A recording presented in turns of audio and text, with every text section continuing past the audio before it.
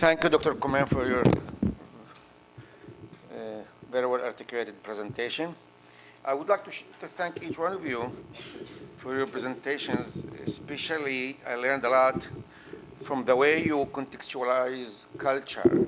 Unfortunately, oftentimes I face some colleagues who misuse this concept, which was not the case in our today's presentations.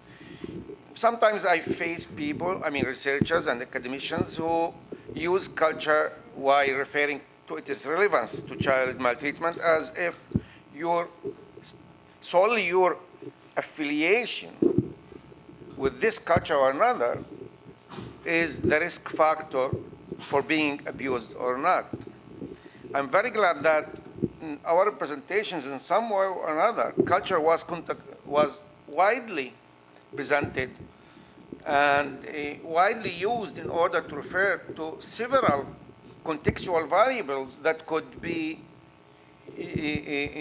related to several dimensions of child maltreatment. I myself, a great believer in that we should consider the cultural context while referring to some dimensions related to child maltreatment, such as a definition of child maltreatment, measuring and operationalizing and measuring child maltreatment, its rates and prevalence, measuring its consequences and effects on the children, on the families, on the society. I also believe that culture should be considered while thinking about causes of reporting or lack of reporting. Culture by itself could be a risk factor, but could be also a protective factor, and could be a resiliency factor. Culture could be related to social policies, formulation of social policies, development of innovating and inventing social services, etc., etc. However, is culture by itself related to these dimensions, or the characteristics of the culture, the conditions of the culture, some structural conditions that are prevalent in some cultures? I'd like to share with you very briefly, the results of several studies that I have been involved in some way or another that could give us some taste that culture by itself is not relevant, it's not enough while talking about culture and child maltreatment. For example, one study that I volunteered to work with the Palestinian Central Bureau of Statistics while they conducted their two surveys about family violence in 2005-06, 2011, and this study revealed that the more the Palestinian family was exposed to political violence, the higher the rates of child maltreatment, wife abuse, and elder abuse.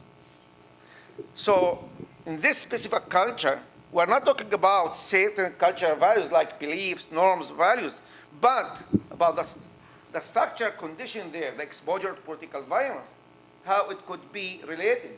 I'm not talking about political violence as a cause. We all agree that's not easy to measure causality here, but it could be political violence, a very significant risk factor for family violence. And I mentioned three patterns of family violence: child abuse, wife abuse, and elder abuse.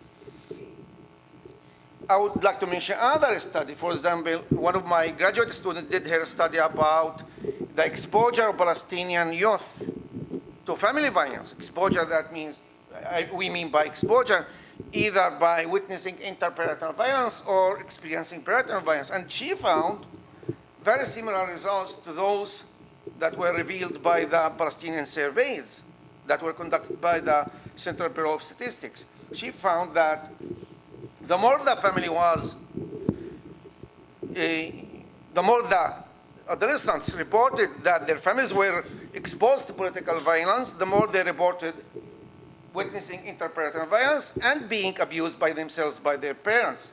She also reported that violence is more prevalent in refugee camps and rural areas. Now think about that, about the structural values. I mean, structural factors that could be related to these areas. I mean, refugee camps and rural areas, like more unemployment, a very poor infrastructure, etc., etc. These could be risk factors. If they are not risk factors for the prevalence of the problem, they could be risk factors that could hinder our attempt to treat the problem.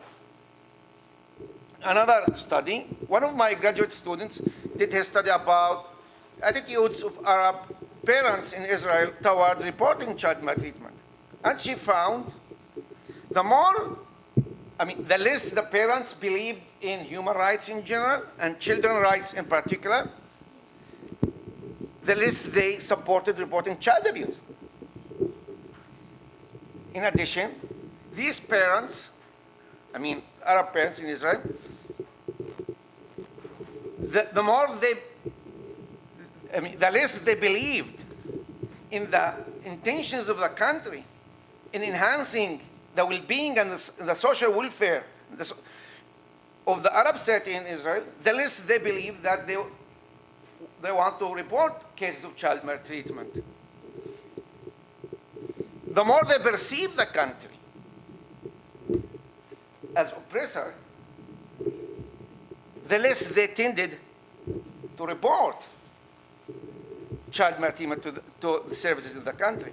So there's one dimension that I wanted to share with you in order to say that culture by itself is not the risk factor, it's not the only factor that we should consider while talking about the other dimensions.